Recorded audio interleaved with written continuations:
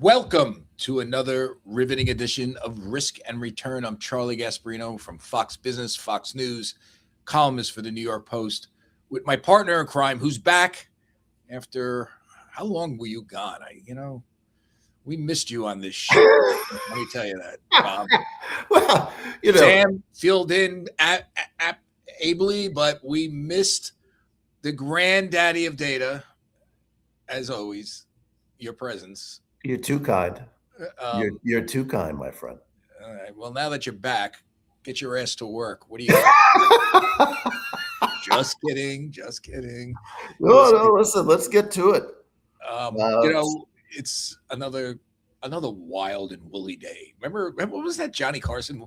Oh, wild and woolly. That was one of his terms, right? Yeah. Are we ever going to get to the end of this thing with Iran? I want to just ask you that, just to open this up, and then we're going to get into your actionable calls. Some of you, where you see some of the money going in terms of AI, and there's all these AI IPOs coming and going, and there's a potential trillionaire in the making named Elon Musk, and I got a few interesting headlines that we'll talk about. But what's going on? I mean, I guess we should dial in Jack Devine, but you're the closest thing we have to Jack Devine, the former CIA specialist, top dog spycraft guy. That's a friend of Risk and Return. What do you think? What's going on here?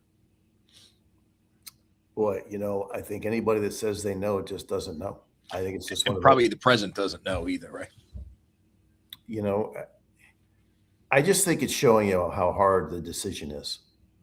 Trump is a pretty decisive person, and then, he doesn't mind changing courses. And I say decisive, I know people say he says one thing and then changes gear. But the point is that he knows now that he's at a point of no return.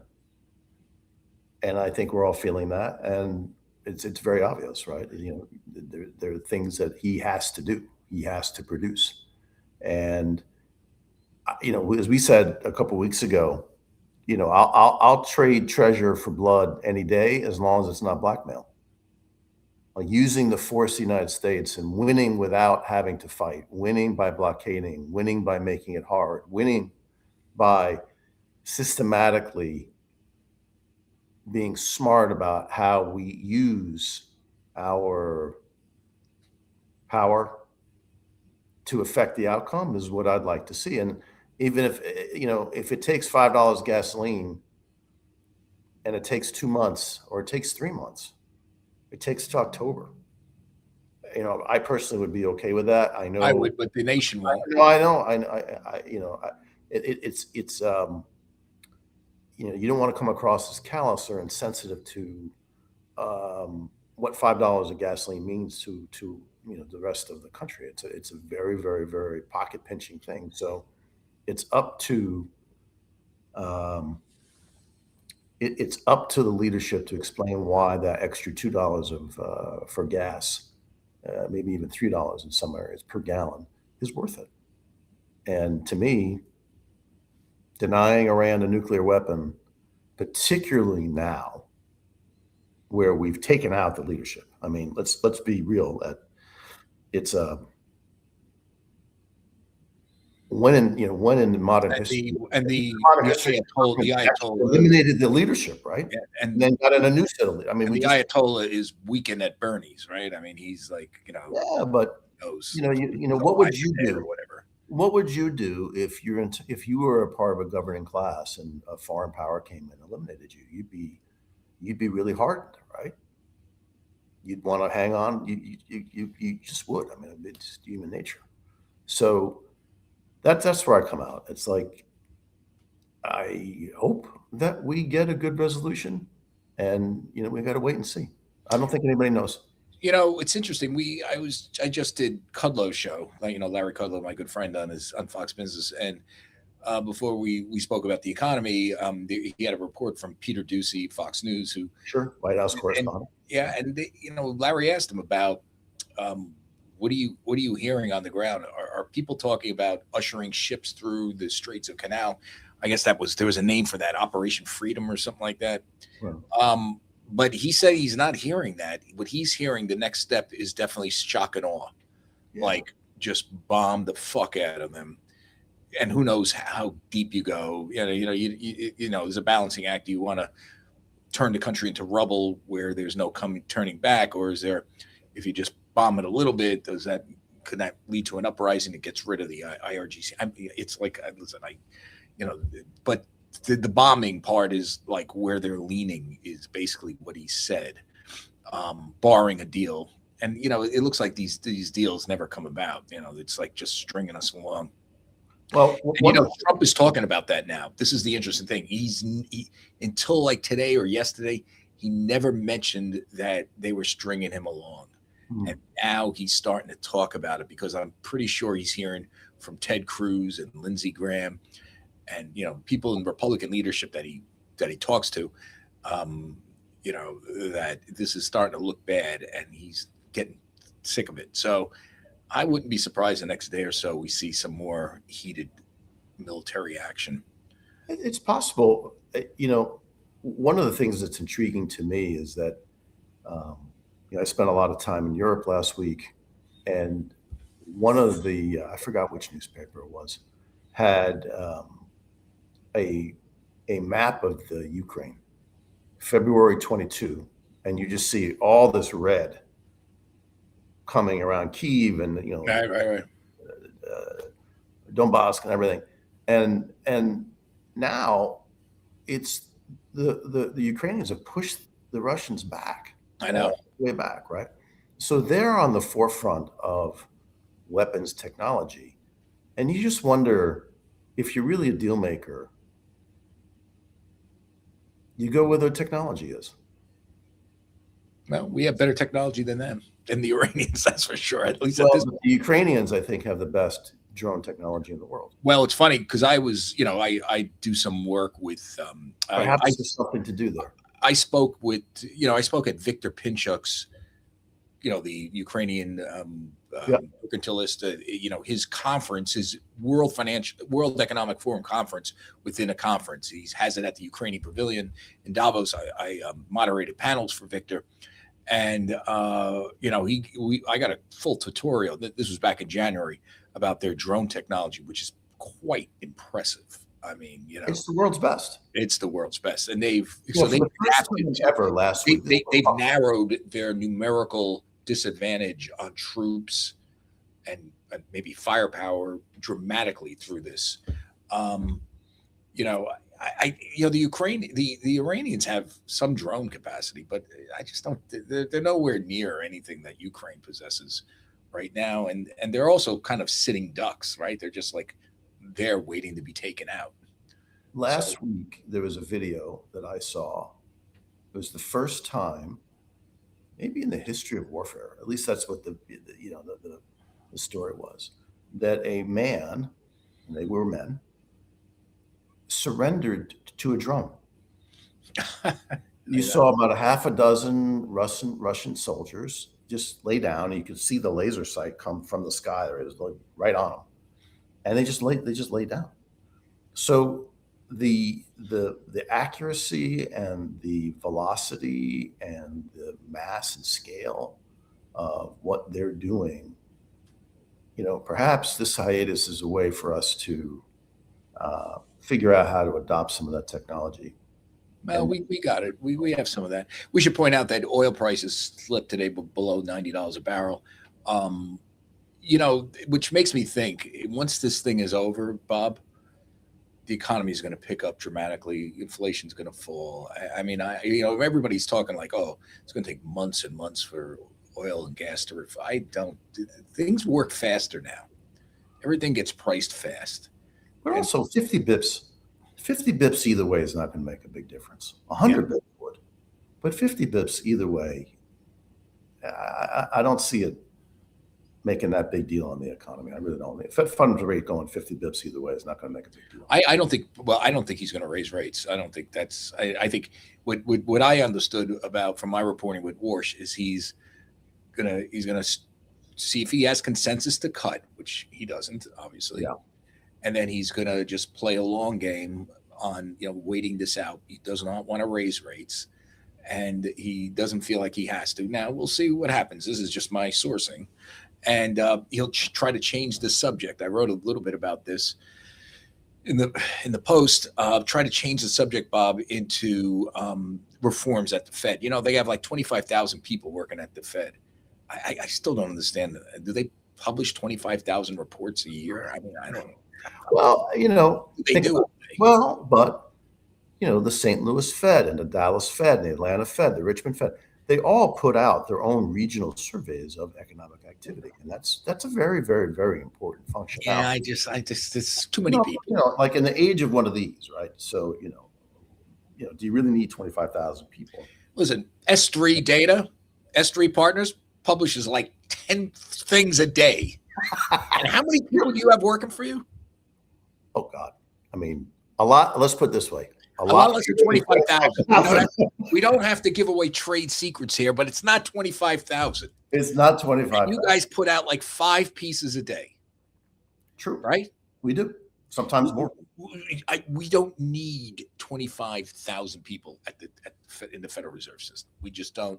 And I think, Warsh is going to cut through that, like, as General Patton once said, shit through a goose.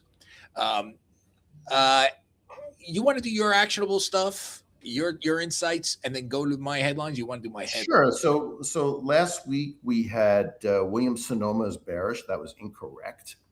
That we had a bearish call, and it was actually up about 6.5%. Okay, we got that one wrong, but we got 2 right last week. The next stop was Walmart, right? I think we got that correct. We had a bearish call, it was correct. It was down 7%. And then we had another correct call, which was, yeah, that's right. BJ, BJ's Wholesale Club, BJ. We had a bearish call and it was down 8%. So we were 2 out of 3 last week. So you're batting 700, you're saying? I'll tell you, we've been on such a roll. I was going to say, that's pretty damn good.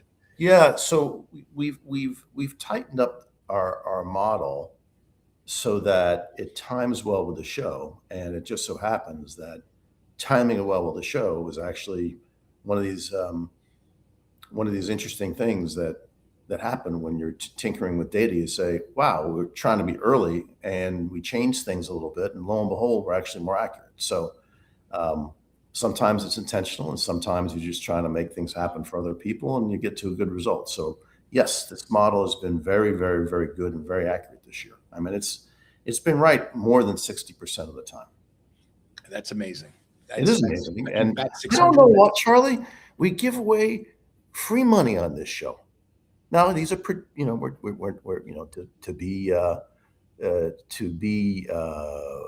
give you the proper disclaimer. It's data, right? We're not saying go out and we're not touting these stocks. We're just saying this is what the data says. But at the same time, if something's right, you would figure we get a little more action out there. So I'm kind of going to our audience saying, hey, what the heck? Bob, you're kind of new to this journalism podcast game, and here's what you don't understand. Tell me. People are scumbags. They rip you off. They don't give you credit generally. Now, there are some mentions out there. Oh, we know. Like listen, Bill Cohen just rip off our shit and then reprint it all the time. Right. Bill Cohen is a mensch, right? He takes care of us. Right? He's the best. He takes care of us.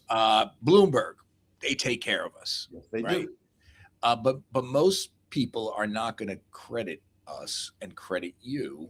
That's why we have my Twitter feed and S3's Twitter feed to put our flag in the ground and take victory laps when we have this podcast, by the way, and a very popular podcast. Yes, it's very growing in popularity, and people. The best compliment I got, Bob, is that we kind of sound NPR-ish. When we started this thing, you said you're kind of like Garrison Keillor of finance.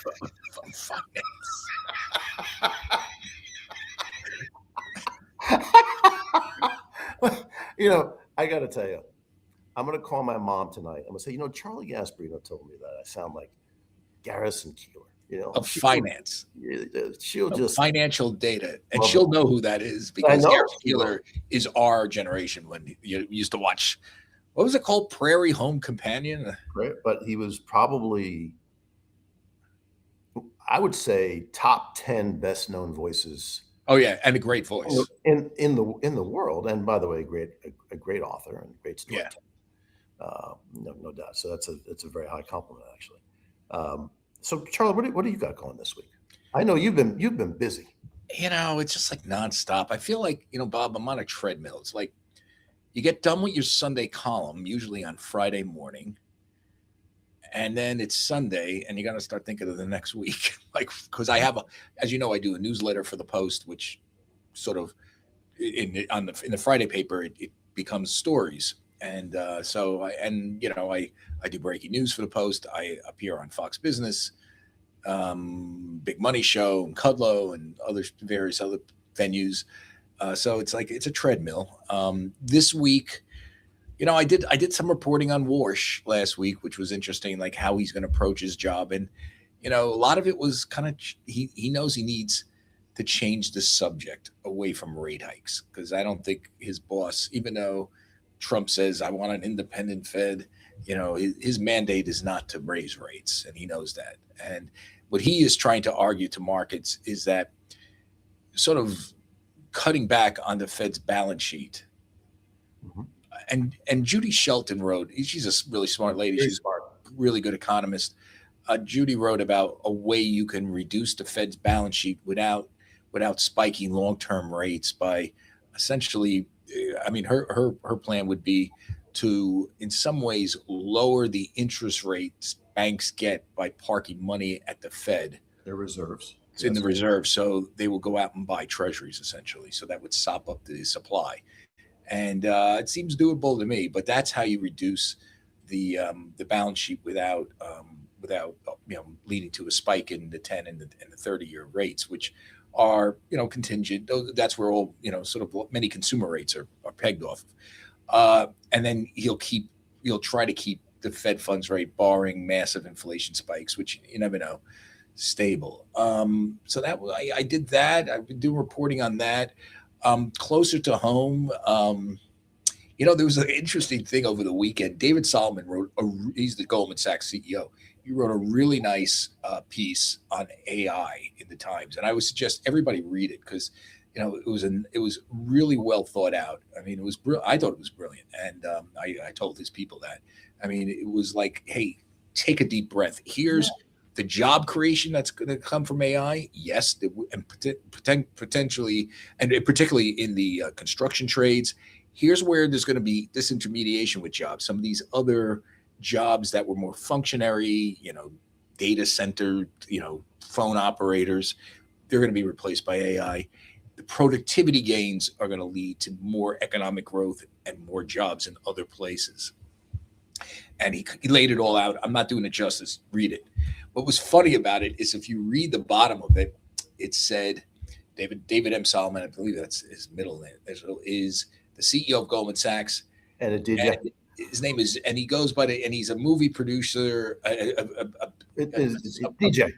A DJ. They didn't say DJ. It said I'm a producer of music under the name DJ D Sol. Yeah. So if you ever know anything about what's going on with this DJing thing in Solomon, he was under tremendous pressure to stop doing it. He did. So I put a call in. And so I've been hearing some people were telling me he's back doing DJing. And I called up Goldman Sachs and they said, no, he's not. He still produces the music, but he's not doing DJing anymore. Because David said at the time it was a distraction. People kept talking about, so he's like, that's enough.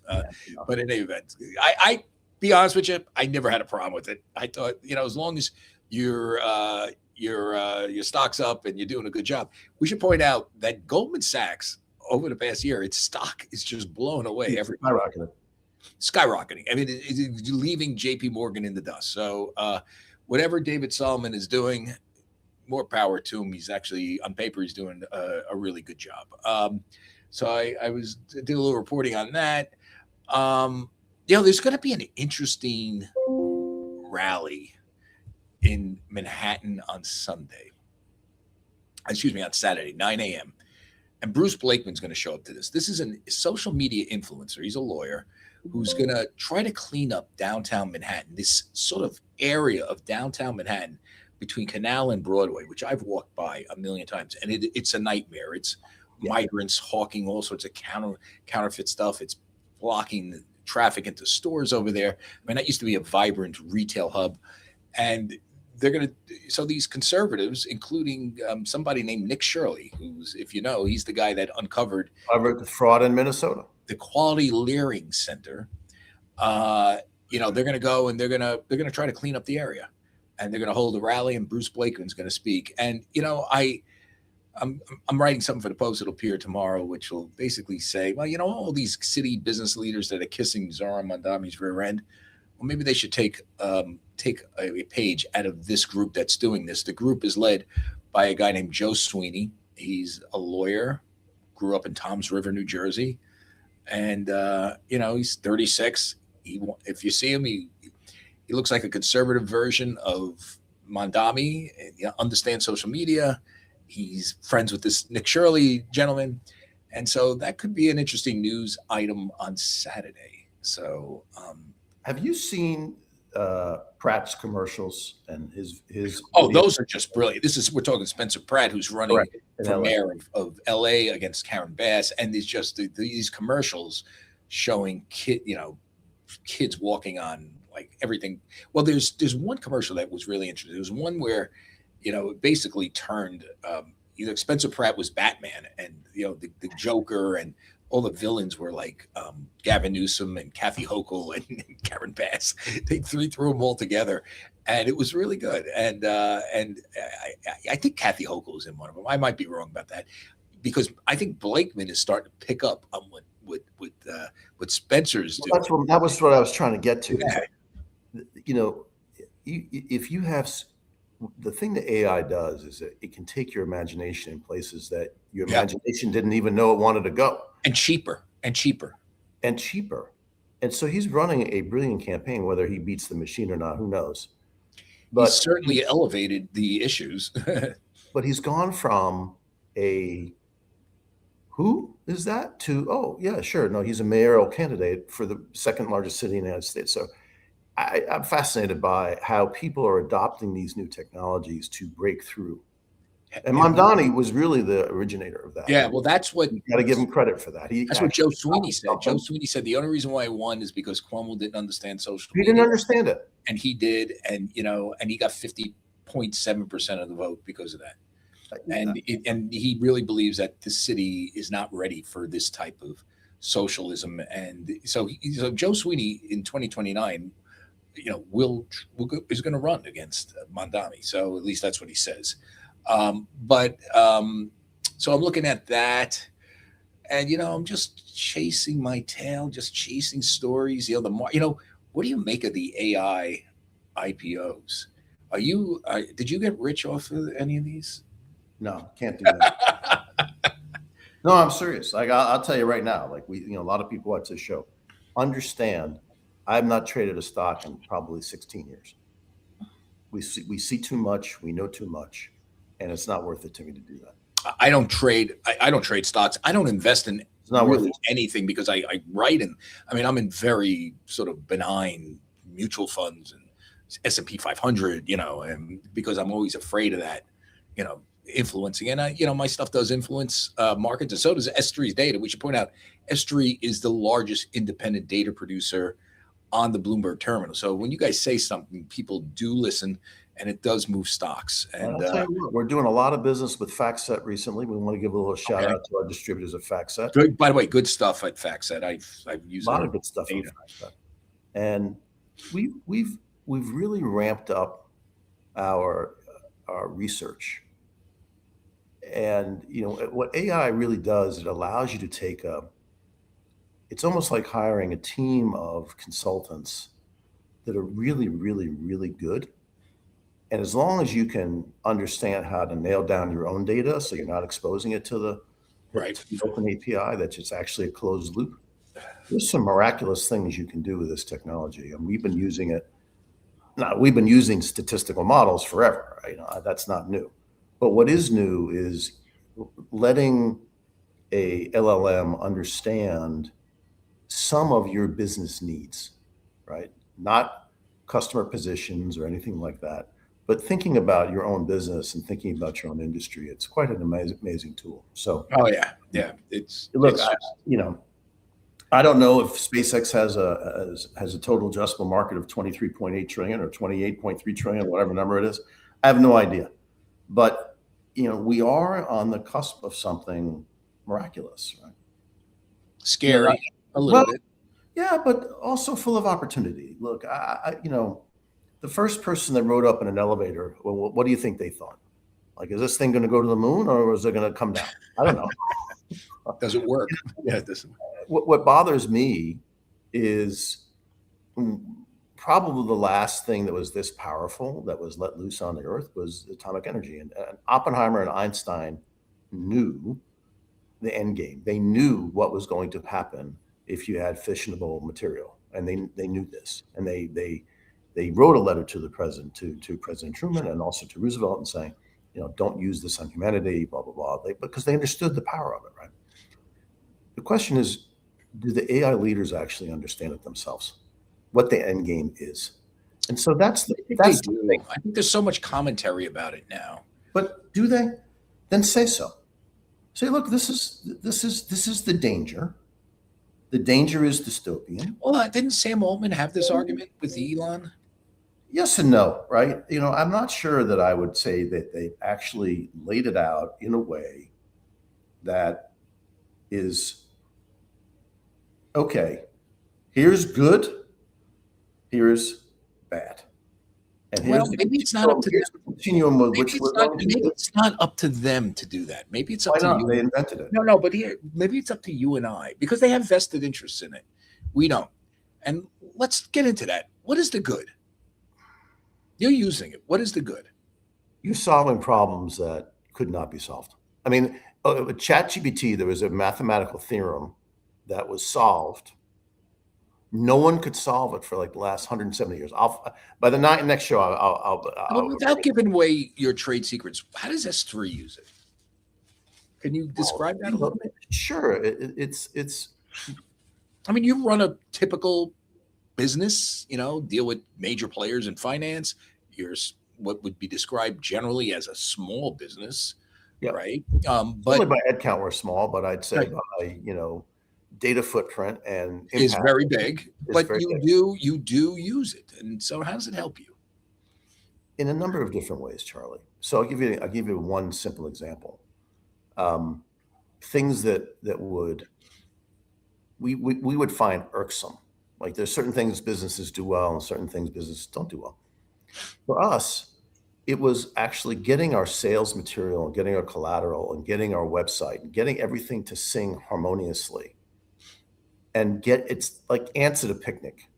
Because you've written many books, how hard that process is. Yeah, brutal. When you're editing something and it's yours and you get inside out on it, and then you have to go back outside in, and then you have your editor saying, okay, overwrite this, underwrite that, do this, do that. Okay, put this chapter in the front. No, put that chapter in the back. And by the time you're done with it, you're like, where did I even begin? Because and it's like when you move pieces around, right. It doesn't flow right. I mean, it doesn't flow right, and then it's not yours, it's somebody else's, and all this. Yeah. What AI does for us, we just said, okay, this is what we want. And it just did it for us. And it did it enough. It wasn't perfect, but it did probably, it would taken us 6 to 9 months, maybe a year, to get the SEO, GEO for AI and for the LLM models, and also for the internet, and to get all the hooks right and the pieces right and get all the color right. We were able to do this very quickly, right, in a way that was really sharp. So that so that freed you up to meet with clients. It was right. I mean, it enabled me to create, to think more, right? To create certain KPIs, create my own agent that helps me. I actually use an agent every day now to help me to monitor the business, to make sure it's doing what we want it to do.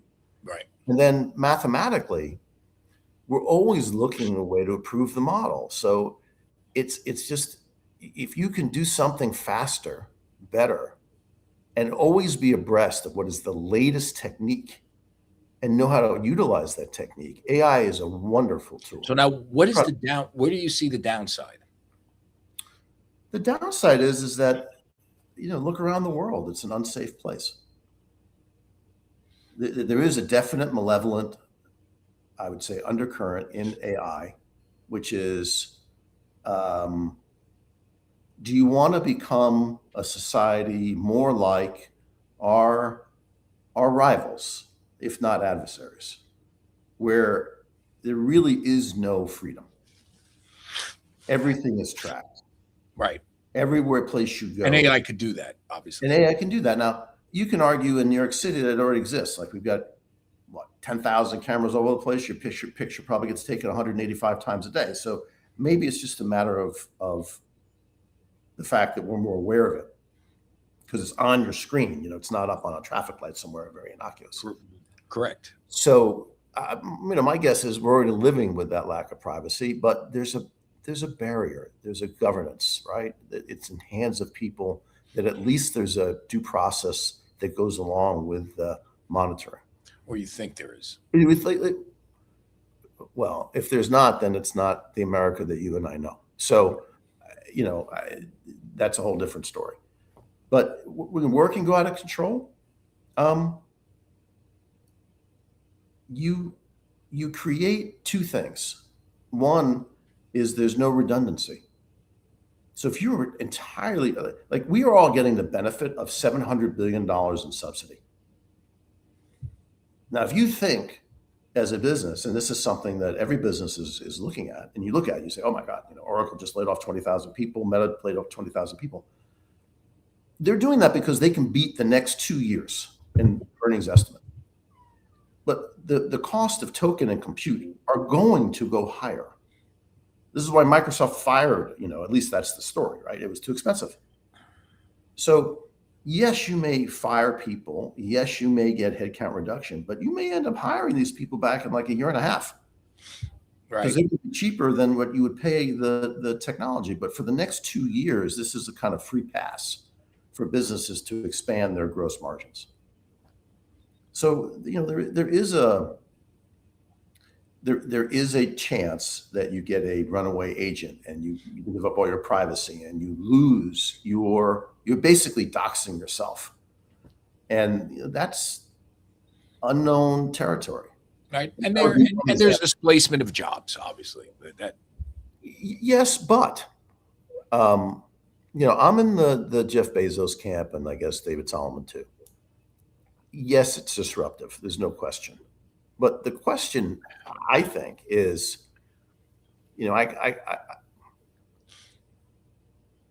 my two young men, they just graduated, both graduated school, college. All they heard growing up was, you got to do two things, sport. You got to learn Mandarin, and you got to learn how to Python. You got to learn how to code Python. Well, you don't have to do either now. Exactly. So this whole thing that you were fed, that this is like a golden ticket and you can get into Stanford, computer science program and you will have the life of your dreams, turned out to be like, I don't know, it didn't even happen.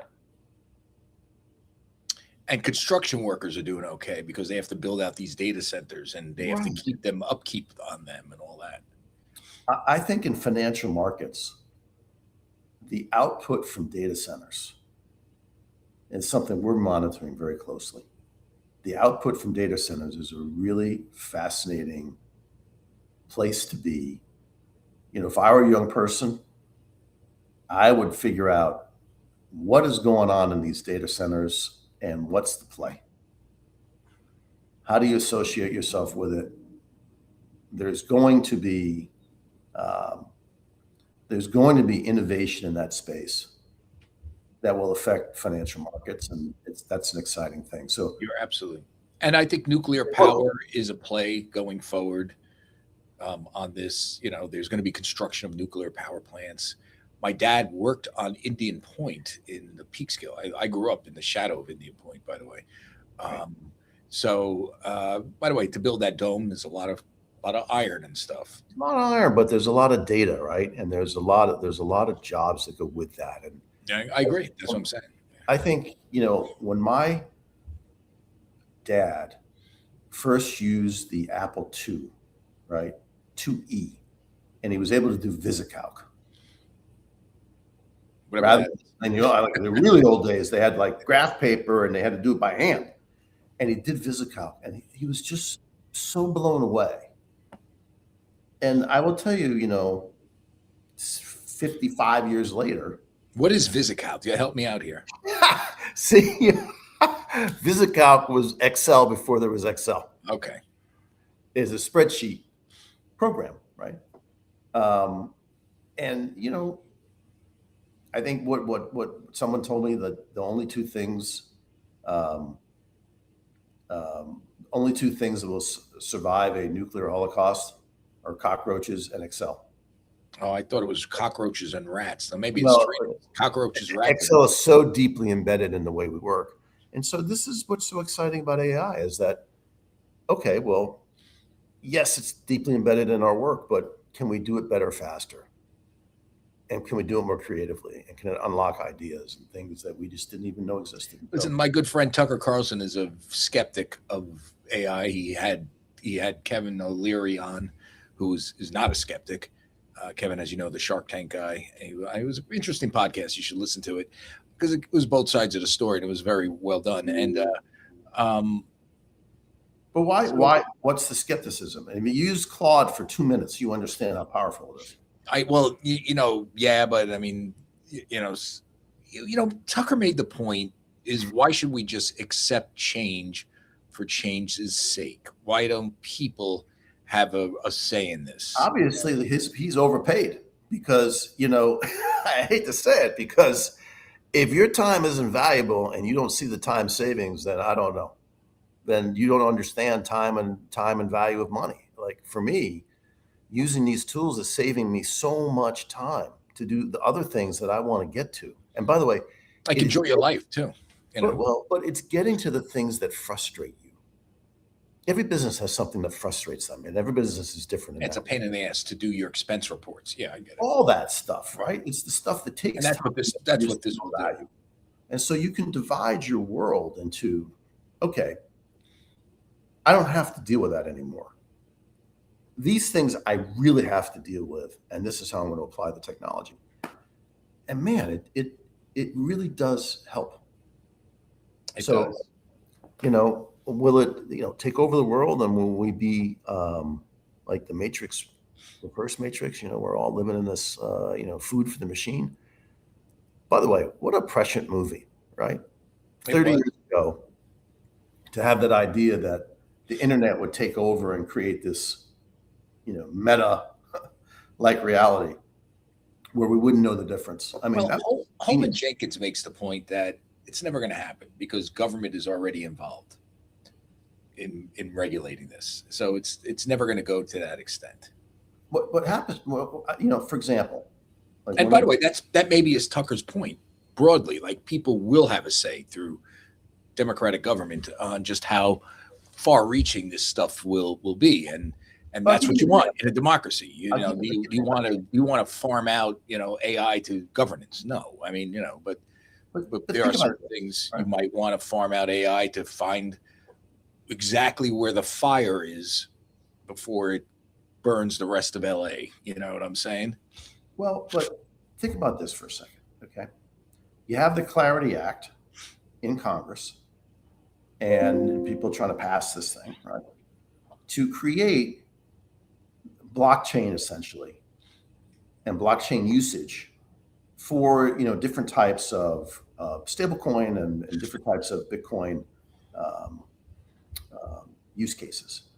And what I would tell you is that for the very most needy of the country, right?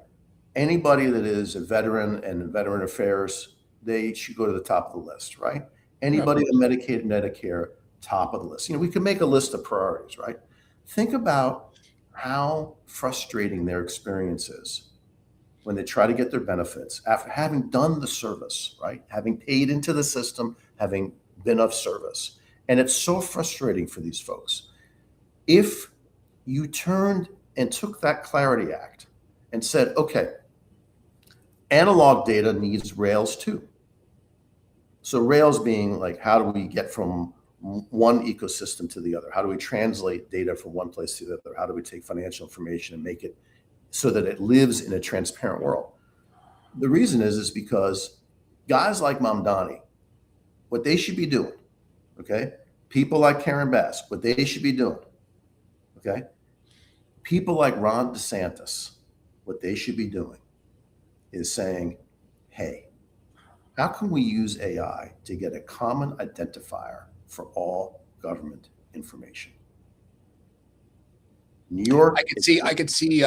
Pennsylvania has a different identifier. I mean, just so you know, just based on what I know from Governor DeSantis, I interviewed him at Milk, and he is thinking in that genre. I mean, he is that smart.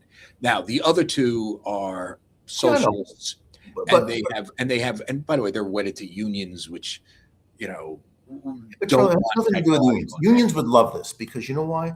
It would actually streamline and make it faster for people to get their benefits and make it easier. Yeah, but there'll be need for less people with benefits working on the government. No, not necessarily, right? If you paid into the system, you're a veteran, you're going to get your benefits. No, but unions not. Unions don't care about veterans unless they're union workers.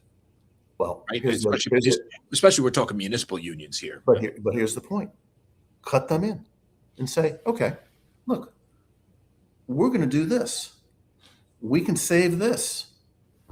We save this much. You guys get 10%. Imagine that. Incentives might actually work. By the way, they'll never go for it because it's too capitalistic. It's too Adam Smith and not enough Zohran Mandami Mao. Fair, but if you ask me, like, how could AI really work? Like creating a standard for municipal data, creating a standard for federal data, so that you go to the DMV, you get your healthcare records, you get your benefits package, and it's not this morass of information. Right. You don't have to go to 3 windows. You can get windows. You can get your AI if you lost it. Right? AI does not know. So I'll give you an example. AI does not know if one piece of information is identified as 123 and it's worth $99, and the other is ABC at 101, and they're both the same thing. They're just called 2 different things, right? So when I say identified, they're identified by the producer of that information as something other than what it's publicly known as. So for example, your driver's license has a number on it, right? Right. Is that identifier associated with your driver's license? Maybe. But in some states, it could be something else. That's 2 different identifiers for the same set of information. AI doesn't know which one is right. It can't clean it. If it gets cleaned, now all of a sudden you're not spending 4 hours of your life trying to get a new driver's license with the proper ID so you can take an airline. I mean, it's all that type of stuff where I see huge upside. It's just mundane things. Never mind like solving cancer. So what you're saying is Elon Musk will be the first $1 trillion man when this there's no question about it, right? This thing sells. Let's leave it there on a positive note that somebody is going to make $1 trillion. Someone's going to make $1 trillion. By the way, we have one more pick, which is Gap. Oh, okay, go for it. I'm sorry. We have Gap, which needs no explanation. Gap. Bullish pick for going into tomorrow afternoon's earnings announcement. What's their symbol? Is it Gap? Yeah, Gap, GAP. All right. So bullish pick, and you're basing that on some of the short interest receding. Yeah. So we look at how short interest comes into an earnings setup, and it's a hugely powerful signal going into earnings, and we have mastered a way of interpreting that signal to make a call. Interesting. So the short interest is telling us bull on Gap. Yes. All right. Yes, well, let's leave it there. Bob, it's great to see you again. Always. Always liked seeing you. Miss you in person. We'll be back next week. Not exactly sure where I'll be. I might be in Miami on business, or I might be in New York. I have to You see. got to go to Daniel's. I told you that's one of the great steakhouses. Daniel's Steakhouse in Coconut Grove. Yes, I just It's looked it so up. good. Looks really good. Il Gabbiano in off Brickell is one of my favorite restaurants. The ex owners, the original owners of Il Molino in the Village, now own that. It's quite an experience. So I go It's got to there. be good. As always, we are fans of the Ilios, Of course. the great Ilio family, Colleen and Luca, and the late Ilio. I knew Ilio back in the day. Maybe the best Wednesday night dinner spot in Manhattan, and you can't beat it. We're also fans of San Pietro Gerardo We love Gerardo. Bruno, whipping up great food again. The place just reopened. His brother Giuseppe, who runs Sistina and Caravaggio, and Cosimo, who's the chef over at San Pietro. Giuseppe is essentially the chef. That's what's great about the Bruno family. They are the chefs. They both run the place. They cook. It's amazing. Amazing food, and it's good for you. I mean, this is clean. So I talked to Giuseppe the other day. He's going to do Columbus Day. He's psyched up. I know you did it before, but we're going to get him on. Oh, okay. I put him on Fox. It was hysterical. By the way, I see if I can find the tape. It was with Cavuto. Cavuto was laughing, but all three of them, it was hysterical. Were they hitting each other? Maybe, I don't know. Could be. I just remember Giuseppe's phone going off in the middle. Cavuto looks at him, and I said, that's Ken Langone, the great financier Ken Langone, who's a regular patron at all the restaurants, at San Pietro, Sistina, Caravaggio. So, as you know, Ken Langone is one of the great Americans, and not just financiers. I mean, if it wasn't for Ken Langone made New York, made NYU one of the world class hospital by most common raising money. He rebuilt St. Patrick's Cathedral. He created gazillions of jobs. He created Home Depot. He was the finance guy behind it with Bernie Marcus and Blank. What's Mr. Blank's first name? I forgot. Arthur Blank. Yes, great man. But anyway, it was just funny when it rang, and I said, "Oh, that's Ken." And he goes, "It is." So anyway, let's leave it there, Bob. It's great seeing you. Thank you, everybody, for joining the latest edition of Risk and Return. I'm Charlie Gasparino from Fox Business, the New York Post, with Bob Sloan, my partner in crime, the granddaddy of data, S3 Partners founder, the #1 data producer, independent data producer on the Bloomberg Terminal. Signing off. See you next week.